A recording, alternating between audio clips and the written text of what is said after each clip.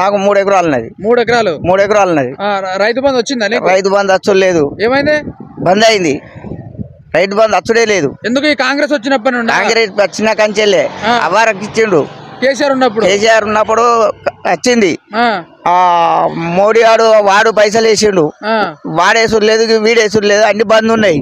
మా బాటలు మంచిగా లేవు, మొత్తం బాటలు దిగబడతాయి. ఇప్పుడు 2-3 ఆడి వరగాళ్ళు అలా నీళ్ళల్లో పడ్డారు. నీళ్ళల్లో పడితే హాస్పిటల్ చుట్టూ తిరిగినాం.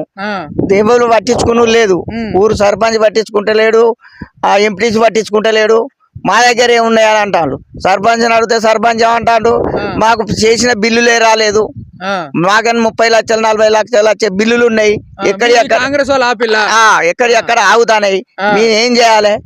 మా దగ్గర ఏమున్నది? మా చేతులకి వెళ్ళి మా పిల్లలు అమ్ముకోవాలా, మా పిల్లలు అమ్ముకోవాలా, మా భూములు అమ్ముకోవాలా అని ఎంపీటీసీ సర్పంచ్ అంటాడు. ఇక మేము ఏం చేస్తాం? గెలిపించుడు వాళ్ళను